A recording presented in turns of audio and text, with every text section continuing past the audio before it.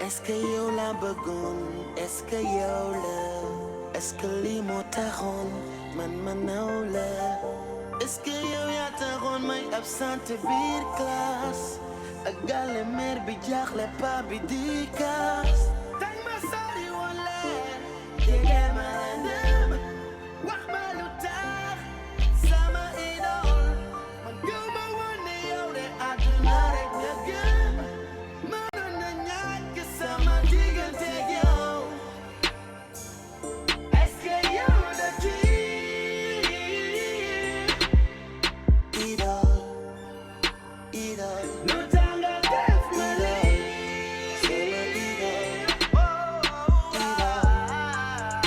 idol est-ce que yow la kii sama idol lu tax nga def ma lii idol lu tax nga def ma lii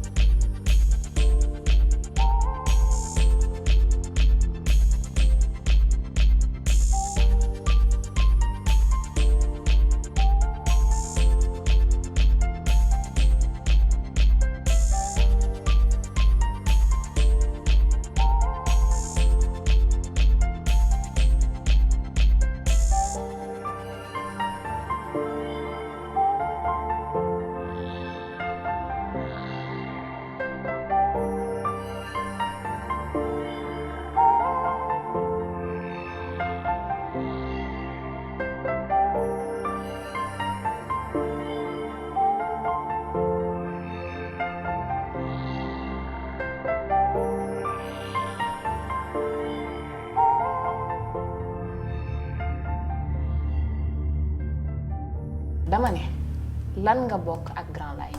waaye moom laa lay tëgal nii gis nga Grand Laye da doon ñëw suma gàlle moo suma benn nijaay man ma leen di attaayaat comprendre li may expliqué après moom mu jël mu andi ma fii def ma jarbaatam di ma liggéeyloo. ok Tafa xam nga lu ma la yëgal sa xel bi ngay foowee laa bëgg nga bàyyi ko gis nga man mii màggandoo ak Binta bokkandoo nag moom école sax maa la gën a bokk ak Grand Laye lenn nag laa lay wax gis nga West Info bii boo ñu wonul sa njëriñ fii ci kër gi jàppal ni bis bu dàq di am yow laay njëkk a dàq. daax man monsieur Diouf man naa la laaj benn affaire man lan laa la def gisoo ni fii man maa fiy jiit man maay mujjee wàcc fii avant ñu ñëw chantier bi gis nga ni ma ko doon toppatooyee ñëw di xool booy maçon yeex booy kii ouvrier yi di toppatoo chantier bi normal nga wax ay waxu daax yow tamit. lan nga may wax nii waxu chantier ak waxu ouvrier ci koy liggéeyee ci rédaction yow wonoo ñu fi benn njëriñ lu dul di animer bureau yi di jéem a reetaanloo nit yi bu ñuy liggéey ak si jaay café xamal la nag soo ñu wonul ni que sa njëriñ nekk na si leneen lu dul loolu sa benn tànk bi mi ngi ci biti. bul wax loolu man soutien de famille laa yow tamit nag. déggal li ma la wax. ay benn tànk si biti yooyu tamit xam nga. soo bëggee yàgg fii danga may defal ay preuve may gis que ne yow liggéey moo la fi indi du caaxaan lu ko mooy nag dégg nga bu baax li ma non man pare naa pour def preuve léegi yow lan nga bëgg ma def yow ban preuve. Tafa la conversation est terminée tu peux disposer. waaw mais mënoon nga wax preuve bi rek. et puis sax avant ngay dem la prochaine fois booy duggati sama bureau mbaxana bi bu mu la topp. mbaxana ban.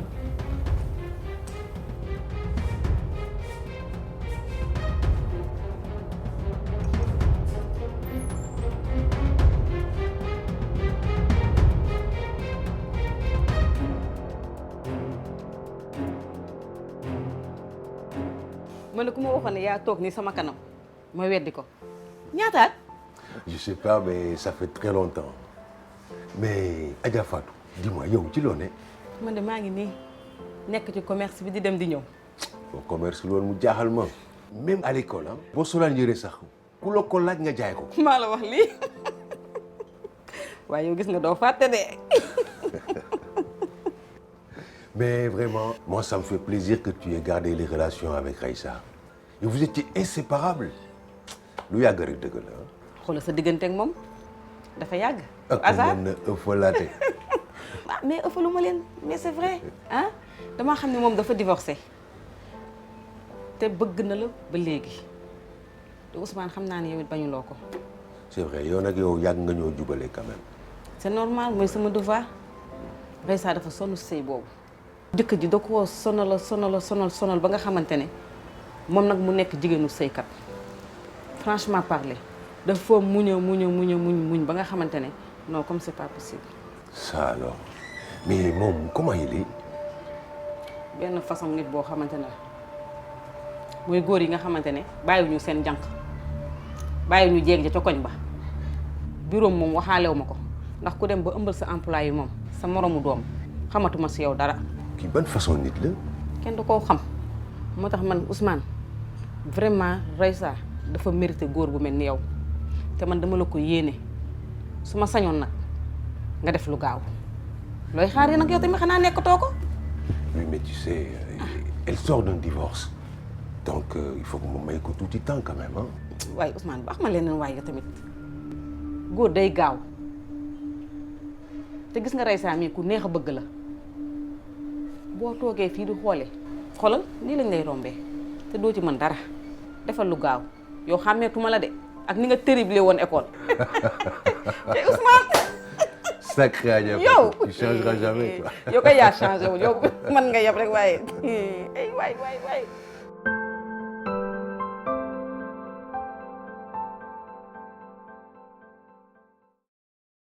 maa ngi lay sonal ak état bi nga toll waruma la woon déranger sax. Non mais t'inquiète pas, ça va grossesse moom ça va. J'ai pas de douleur, j'ai beaucoup d'énergie. En plus il est recommandé de rester actif donc alhamdoulilah. c'est bien loolu mu jég sa photo yi récupéré nga ko. loolu de léegi dossier classé la j'ai tout récupéré. d'accord et nga yaakaar ni deful yeneen copie. Copie. oui. kooku xalaatu ko sax. J'en suis sûre et certaine. doo ko boole ak policier yi. Policier. loolu jaratu ko. Tout est sous contrôle. yow kay fais-moi confiance rek. j'ai tout géré. d'accord bon su ma la wooloo fii tey dafa am service bu ma la bëgg demander. Tu peux me demander ce que tu veux. Après tout ce que tu as fait pour moi, je ne peux rien te refuser. oui mais cette fois-ci il s'agit pas de toi. sa sœur bi laa soxla mooy ki nekk prison te mu rey jëkkëram comment elle s'appelle déjà. Carole. voilà moom laa soxla. yow lan ngay doyee Carole. dafa am benn prisonnière boo xamante ni ñoom ñaar ñoo bokk même cellule je crois. elle s'appelle Eva. daf may sonal torop te mi ngi commencé di dugg samay dossier jéem naa lu nekk nag mënuluma ko dara donc dama bëgg a débarrasser wu ci moom. 5 jours la ñu may bu génnul prison lépp lu mu xamoon ci ministère ak ci ñun dina ko wax. lenn rek laa gis. mooy ñu éliminer Eva. ah mais loolu moo tax muy dëgg nañu éliminer mbir mi problème yi jeex fii te boor et on n'en parle plus. votal ma fi benn budget ma woo samay gaañ ñu rey ko benn yoon. mu rey. mais bien sûr rey. non man waxuma loolu de. mais monsieur Rodriguez yow xanaa jàngee woo fii. non man maa ngi nekkoon États-Unis foofu laa defee sama circuit universitaire yi. kon yow maa ngi doog a comprendre. je l'aurais fait moi-même sax bu fekkoon ñu ngi ci biti mais vu que mu ngi ci biir sa sœur bi rek moo ma ci doy. tonton Ngoma débarrassé c'est-à-dire. dama ko bëgg a rey. nga ni. je vais la faire assassiner. non mais t'es pas sérieux là. si. Abdoul, est-ce que tu t'entends parler? yow lu la dal. yow Carole elle est déjà en prison tu veux la faire pourrir là-bas c'est ça? au contraire lii moom mooy issue de sortie bu ma defalee li ma bëgg léegi ma génne ko foofu. Abdoul ma loolu duma ko wax tu n'as qu'à trouver une autre solution. Hey. Sérieusement. yow nag xamoo kuy wax ak yow ci njëkk ak teraanga man maa la doon laaj laajatuma la ko je te l'ordonne boo jógee fii demal foofu nga gisee ak moom li ma la sant nga waxal ma ko et démerde-toi pour que mu accepte mission bi nii yaa may dégg. Abdoul loolu c'est très risqué. je sais bu nekkoon ci biti man maa koy defal sama bopp mais vu qu'elle est là-bas elle est la seule personne boo xamante ne moom moo ko mën a defal. kon yow rey nii la la yombee. boo jógee fii demal foofu léegi loo fa jëlee tu m'appelles. yow xanaa xamoo politiciens yi li leen poste jaral. lan ci. fii da ngay gis si élection jotee ñuy rey ay puune di sulli ay néew nga dem si morgue ba nga gis ñuy ñëw di jël seen néew ñu ne la cër bi manqué na organe bi manqué na nga dem si dara bi nga gis ñu gas mala bu deewagul ñu suul ko mu jaral leen sax ba benn instant boo xam ne bu laajee ñu rey seen yaay ñu rey ko da ngay gis sax ñu sacrifier seen doom. mais man mënuma gëm ñu rey nit pour nga am benn place ba dama xamul ba rapport la war a mun a am man li ma xam ci place nga déposer dossier gars yi constitué ko tu es compétent ñu jël la. fii demeewul loolu bu dee politiciens yi da leen di jaral lu ne bu dee mbër yi da leen di jaral lu ne. yow tu es trop radical yow sa solution yi baaxul nañu xalaat leneen waaye Adams. buñ fi bëggee toog nag day laaj yenn yi. lépp def ko waat bu mu wax waxu rey. Kaaw Eva man dinaa ko lijjanti. merci léegi mun nga dem. merci allez merci beaucoup merci.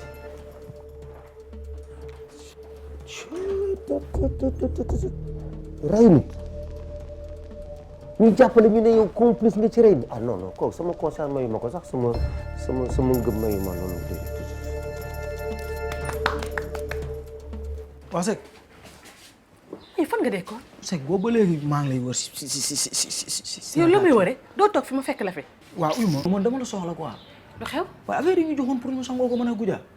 waaw. mais affaire yi laa ñëw booy bi nettoyé fii nii affaire bi tuur nag. tuur dafa sama saafara nga dem bàyyi ko fi bañ tuur ko. c'est que man la quoi parce que man dama ne woon damay bàyyi bu guddi ba ñëpp dem ma sangu après bàyyil guj besam bu ñëwee ma jox ko mu yóbbaale ko. xam nga ma expliqué. mais ma ñëw gisuma dara ma laaj booy bi mu ni da ka tegoon fii xaw ma lan la ka tegoon tuur nag. moom tam ëppal na de fekk butéel bu tegu yoo xam xanaa moom bu xoolee butéel bi xam ne lii du butéelu neen du laajte mais Tafa yow tamit ku sàggan nga Tafa man da nga xam lan laa daj ba am saafara yooyu Tafa dama ko dox génnee xaalis bu weex tàll te paa bi du ay caaxaan ay kilifa ñoo koy séddee. kan paa bi. laay la man sax pour ma am accès ci moom xanaa xamoo kilifa moo ma fa dugal.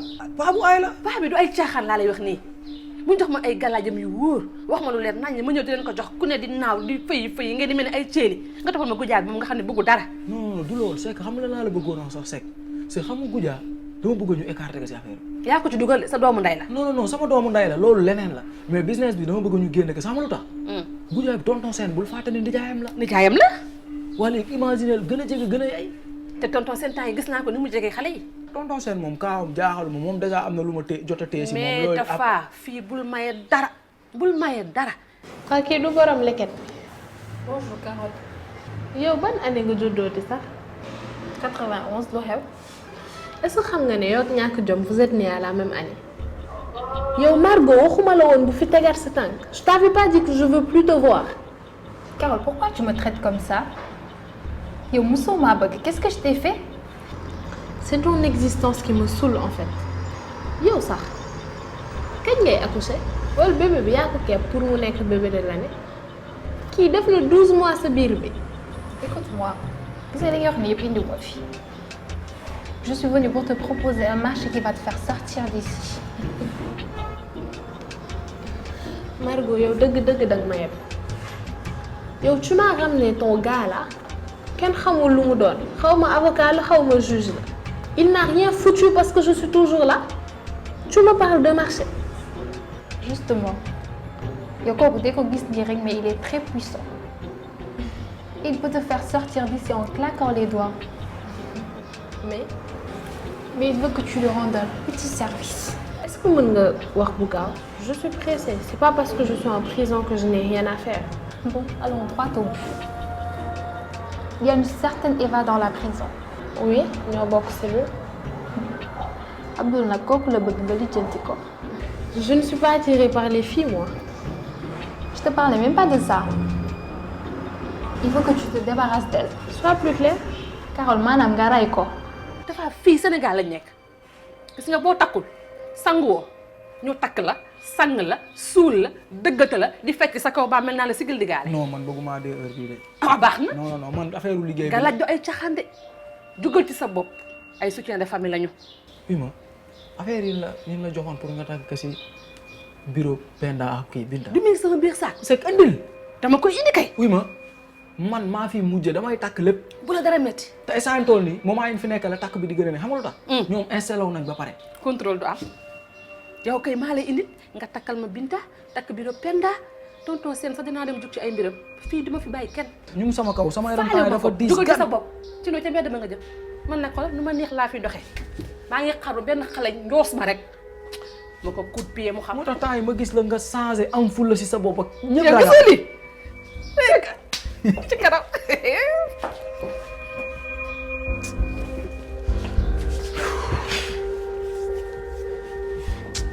xeer bi compliqué na trop mais Penda mi may fo muy dëggal Penda mën la bëgg éliminer non booy bi foog ma affronter ko kii foog ma affronter ko accélérer ko booy bi may seral muy dëggal. Ça tombe bien, je manquais d'action. Carole rey nit laa la wax de. xanaa du man maa reyoon may reyaat mais bul dof du yombee noonu. Je veux une preuve par écrit et 10 millions sur mon compte. Si je pense que je vais sortir de prison pour tumranke ou pour dund ak yow, je préfère encore rester ici. Et pourquoi tu peux pas venir vivre avec moi? De toute façon, je suis toute seule chez moi. Non, je suis pas là pour ça. Dis à ton copain que je ferai ce qu'il veut, à condition qu'il me donne mon argent, ne me jox sama xaalis. S'il le fait, je me débarrasserai d'elle. Vite fait, bien fait. Carole, yow am nga fit de. Yow kenn ëpp la fit bi. Yow mii sañ a toog fii di ma wax pour ma def meurtre. Mais xam naa ne deret bi la au fait. C'est la famille. Tu as fini, c'est tout ce que tu voulais. Tu peux dégager. Alors qu'est-ce qu'elle a dit? Elle est d'accord. yow yaay dute rek mais sa sœur bi du sa morom moom nandite la. Ouais, Barne.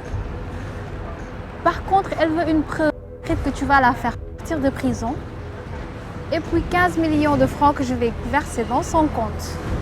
15 millions seulement kii moo tuuti bët dis-lui d'augmenter ses honoraires à l'avenir il n'y a pas de problème. Mais elle ne le fera qu'après lui avoir montré le reçu du versement. Elle n'est pas bête, c'est bien.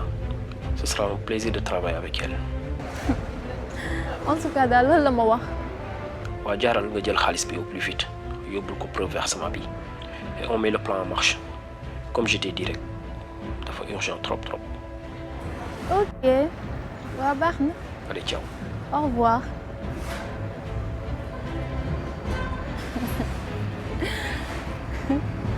Man ak yow de xaw ma ku si tane boromam waaye sama xaalis moom naa si jot rek.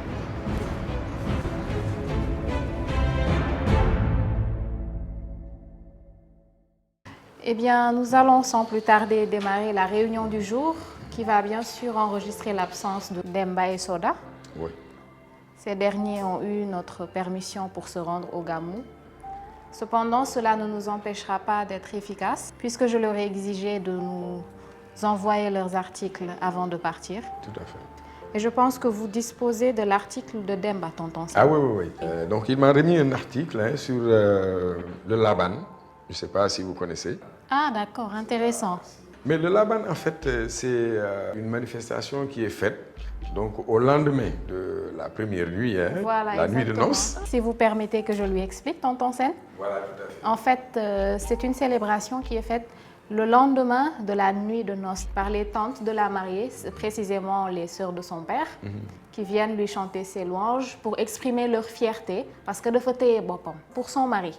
Donc dañuy ñëw wayal ko siggil ko pour wan que ni que kontaan nañ si moom et aussi pour encourager yeneen moromam yi ñëw seetaan pour que ñoom tam ñu denc seen bopp pour seen jëkkër yi. Donc loolu day tax képp ku ko fekkee da ngay bëgg yow tamit sa bis bu ñëwee ñu defaral la loolu. Mais bien sûr, parce qu'on dit que la virginité, c'est le plus beau cadeau qu'une épouse, n'est-ce pas, puisse faire à son mari. Mais malheureusement, loolu dafa nekk en perte de vitesse. Parce qu'avec la jeunesse actuelle, vous vous rendez compte, il suffit qu'elle fasse appel, n'est-ce pas, à la chirurgie esthétique. Oui, c'est vrai, malheureusement. Parce qu'on appelle l'immunoplastie, qui permet donc de créer une virginité artificielle. Bon, on peut dire que pour certains, c'est de l'hypocrisie. Pour d'autres, c'est juste la peur d'être jugé.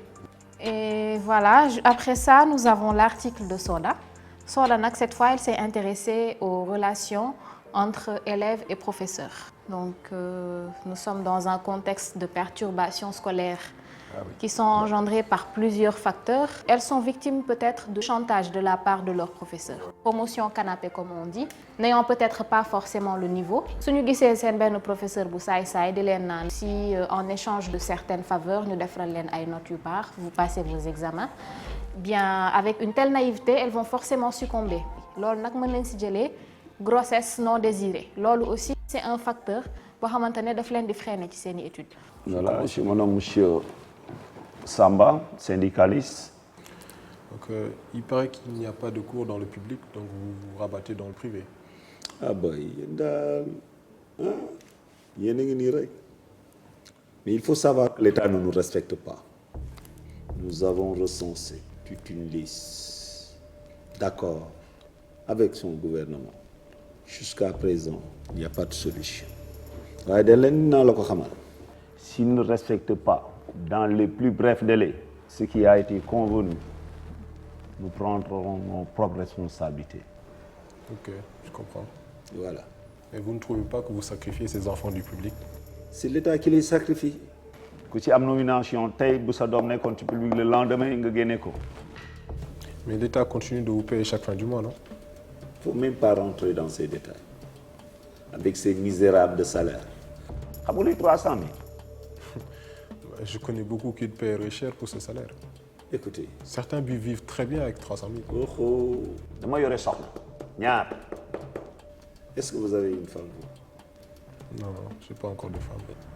soo yoroon li ma yor yore ñaari soxna ci biir kër yore ñeenti bant bu boobaa di nga xamee ni ces 300 000 francs ne peuvent même pas régler le tiers quand même de mes problèmes. parce que ñëpp xam nañ ne xale yi léegi am na ci ñuy doxaan seen professeur hein. Oui, il y a ça aussi. Professeurs yoo xam ne en fait ñoom dañuy doxaan seen élève te lépp nag sous forme de chantage la. Élève bi buy jéem a doxaan professeur am pourquoi?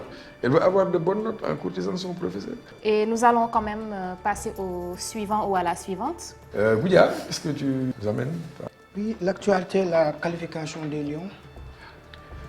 Bon, nous avons qualifié le mondial, mais ba tey jii da ngay sentir ni am na ay détails yu sew yu des ci fédération bi parce que il paraît que ba léegi équipe nationale xamaguñu yan maillot ak yan marque lañ war a sol. am na sax ay gars yu nekk ci réseaux sociaux bi di defar ay style di ko proposer gars yi lu toll ni équipe nationale ngay seetlu ci yeneen dëkk yi nekk yu ñu entouré da ngay gis équipe yi sax équipe nationale day am sax boutique bu mag boo xamante ni tey jii yow supporter boo loo soxla ci sa équipe nationale muy moyen wala yeneen accessoire fa ngay dem jënd ko xam nga mën a participer ci sa équipe te yooyu gisuñu ko fii ba léegi. Parce qu'il y a une très mauvaise politique de marketing. C'est tout simplement ça. Mais malheureusement, dans notre pays, on voit un menuisier, on lui donne un boulot de mécanicien. Beneen information bi ma am mooy il paraît que dafa am benn école privée bu ay professeurs yi liggéey ci public bi dajaloo pour ubbi et il paraît que vous en faites partie. Merci bien. C'est une bonne question parce que nit ñaa ngi koy ruumandaat du matin au soir waaye lii am si on avait les possibilités ñu def ko mais malheureusement amuñu ko mais yàlla du tëj bunt tëj fenêtre yàlla def na benn doom ju juddoo ci gox gi juddoo fii ci dëkk bi daan dooleem à l'étranger mu ñëw natt nii gox gi ñu dëkk établissement bi bu ko fi defee dana am njëriñ dañu amal ñun njëriñ bu dee loolu la ñuy wax Dieu merci. yéen mënoo leen woon def lu ni moom par exemple bañ a laaj ci chaque fois yéen syndicalistes yi chaque fois ay revendications te dañu seet ni chaque fois bu leen defee revendication année bi ci topp di ngeen defaat yeneen ainsi de suite ainsi de suite. mais c'est un cahier de charge si bu fekkoon ni état bi au moment voulu régler na ko woon sa problème tey jii dañu toll fii mais sur 10 problèmes par an l'état bu ci baree ba bari du weesu ñaar wala benn. D'accord. Voilà, merci bien. Moi, j'ai décidé en tout cas de traiter mon éditorial sur quel avenir pour la jeunesse africaine. Parce que xam nga boo xoolee dans les pays africains, on ne retrouve pas de l'ambition chez les jeunes. mais lan ngay gis ci dëkk bi lan ngay gis ci mbedd mi foo dem lan nga fay gis ay nit yoo xam ne amatuñu ambition jéemuñu jàng wutuñu métier wutuñu xam-xam amuñu gis-gis bu sori foo tourné yaa ngi gis koo xam ne dafa bëgg am léegi xaalis jaral na ko mu jël table teg wala mu jël bitim mbaggam yore xale yu ndaw yi ñi ngi jaay ñi war a dem jàngi xale yu jigéen ñi noonu ñi deful loolu ñi ngay jël gaal naan Barça wala Barsaq l'immigration clandestine mais ce n'est vraiment pas une voie n'est-ce pas pour aller de l'avant. C'est pourquoi d'ailleurs j'ai décidé donc d'aborder ce sujet dans mon éditorial d'aujourd'hui. Bon, sur ce, je pense qu'on a trop parlé, hein? Assez parlé en tout cas. Donc merci à tout le monde. Hein? Merci. Je vous laisse donc à vous. Donc. Oui. Bonjour. Oui, Mignon, ça va? Ça va bien, merci. Bien, merci. Je peux? Bah vas-y, prenez place. Alors? C'est quoi? En fait, sama pilule yi ma joxoon dafa jeex. Pilule, oh. J'ai trop de boulot, je suis un peu cassé quoi. Bon, attends. 2 minutes. Hein. D'accord.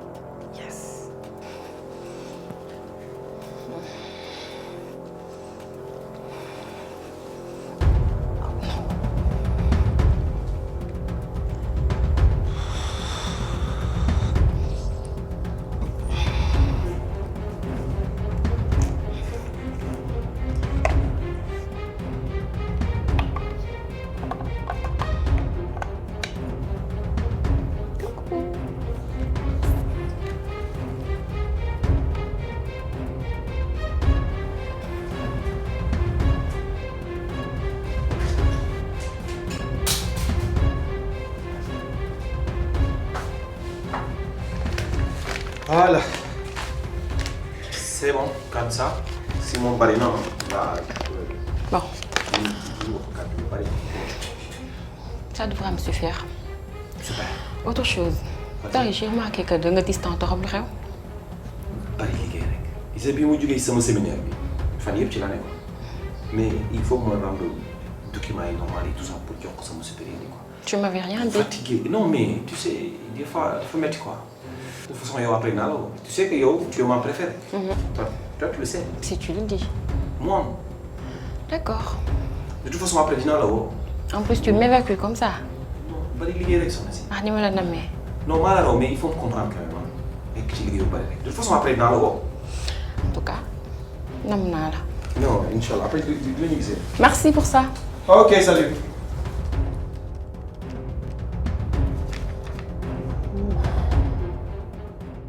Madame Sissoko man moom comprendre naa sa inquiétude parce que léegi moom école publique daanaka léegi kenn mënatu see compter. moo taxit loo ci gis xale yi jàngatuñu dara léegi privé bi kenn mënatu cee fayal sa doom tax dafa cher. c'est vrai que c'est pas évident financièrement moom. moo taxit syndicat yi dañoo décréter grève 10 jours pour paiement correction élèves CM2 yi. kon daal bu ñu leen fayal duñ def cours. waaw man de sama doom heure bu ñëwee bi ma ko ne def nga tey cours mu ne defuma tey cours ndax kenn jàngul. xale yi ñoom ñoo ci gën a sonn ñoom daal lañu jël rek sacrifier leen.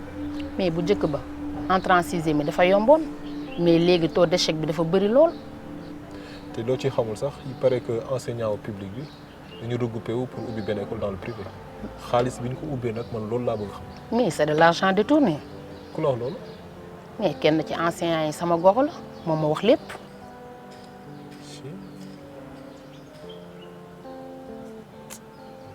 dëkk bi du dem.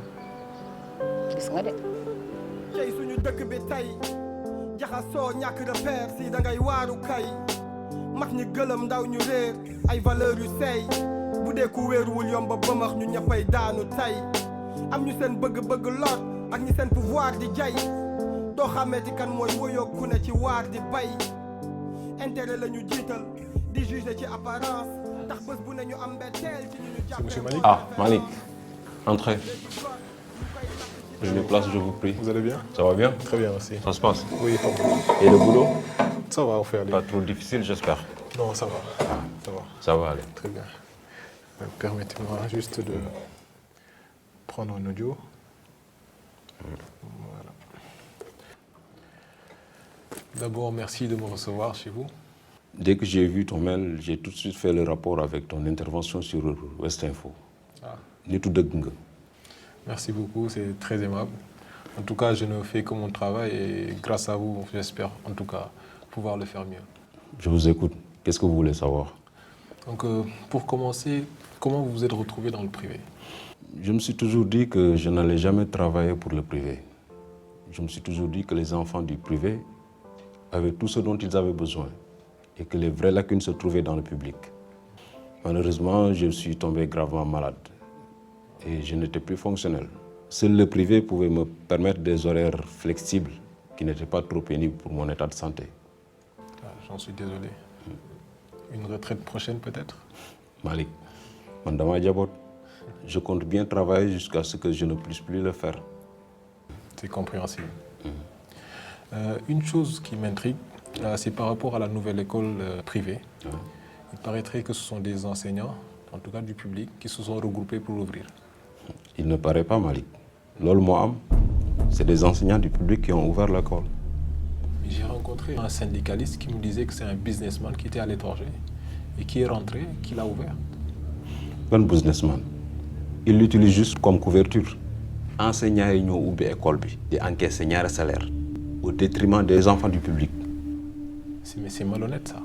Loolu moo am de loolu moo fi nekk mais nag ku nekk def li dal xelam man moom du ma lekk lu ma liggéeyul. Sur ça, je pense qu'on est deux. Te li nga ci xamul c'est tout un réseau. Même les inspections académiques ont aussi leur part du gâteau. C'est incroyable. Donc c'est une manière de se couvrir. Donc kenn du wax. C'est ça, exactement. Kenn du wax, c'est une mafia en bonne et due forme. Mais à ce rythme, son éducation, est-ce que dina jëm kanam? Ah, xaw ma ndax dina jëm kanam wala déet mais ku fi nekk doomu baadoo la moom bi boo nga xam nooy def nga muñ rek ba yàlla dimbali la. Je pense qu'ils oublient en fait que la jeunesse, c'est vraiment l'avenir du pays. Ah, loolu mooy am. En passant par l'éducation. Ah, éducation rek moom moo jëmale réew mën a jëmale réew kanam mais à ce rythme là école bi day naax say. En tout cas, merci. Je ne veux pas abuser de votre temps. Donc, je vous en prie, Malik. Vraiment, c'était un plaisir de vous rencontrer. Merci. Je vais y aller. Et bonne journée. Merci, à très bientôt. Merci beaucoup. Allez, merci. À bientôt.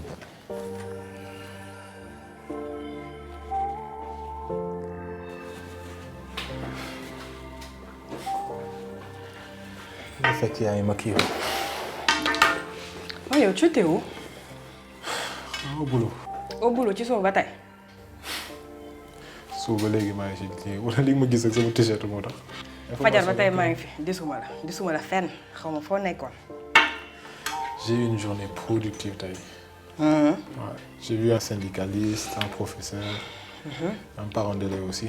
C'est pour le dossier sur l'éducation. C'est sûr que c'est ce que tu as fait? Si j'ai pas fait ça, qu'est-ce que je vais faire? Je sais pas, peut-être que t'étais avec la nana de l'autre fois là, du resto. Ban nana? Xamoo ban nana? Ñu tay man. Kon Binta? Je sais pas comment elle s'appelle là. Yow mu demoon liggéey nga may wax yow ko jigéen. Moo tal Binta man. Wax ma leneen. Gëm naa la ndax mel ni da nga xaw sonn sax ñaq et tout là. Je pense que là c'est le moment nag utal la oto. Tu le mérites en plus. Ouais. Est-ce que jar na ko? Ça va peut-être plus de charge. Non, de toute façon on verra. De toute façon dinaa xool comment pouvoir gérer une voiture. Donc bàyyi ma dang-dang ci transport en commun yi rek. dëggantaan moo la gën a. man de mosuma gis ko mel ne yow. dang-dang ci naaj bi tàngee moo la gën a nekk sa oto tranquillement. Pas de problème. D'accord. Mais léegi nag on va manger. J'ai faim en fait. J'ai pas très faim en tout cas. Ah ouais? Nga bëgg a ne? Je sais pas, j'ai envie de manger indien. Nan la? Wala léegi. Bàyyi ma lijjanti li may lekk wol Vayde yi ngeen añañ bi. Ma dem añ ak Vayde yi bu mu la invité tout mu doy. Ci nga bañ a wax loolu. Ah bah oui. Ma ne invité nga naan ma dem lekk ak Vayde yi loolu mooy lan gis nga xeetu tontu yooyu. que tu es japonais, tu es indien. Bah dis-moi, et pour ton article, comment tu as l'intitulé? J'avais pensé à quoi? Un détournement de l'enseignement public. C'est bon? Si, je trouve que ça sonne bien. Est-ce que tu sais quelque chose? Je suis là depuis ce matin. Je suis venue très tôt. Tu m'écoutes? Je ne fais que ça, oui. Depuis qu'on travaille ensemble, au tout début, moi je te le dis en toute franchise, j'étais juste là parce que c'était le boulot qui nous liait. Après, je me suis dit, tu vas faire ton taf avec lui. Après, c'est fini. Maintenant, à force de te voir tous les jours, et je sais pas, je me suis attachée à toi. Et je pense que je suis amoureuse de toi, en fait. Ouais. Ouais.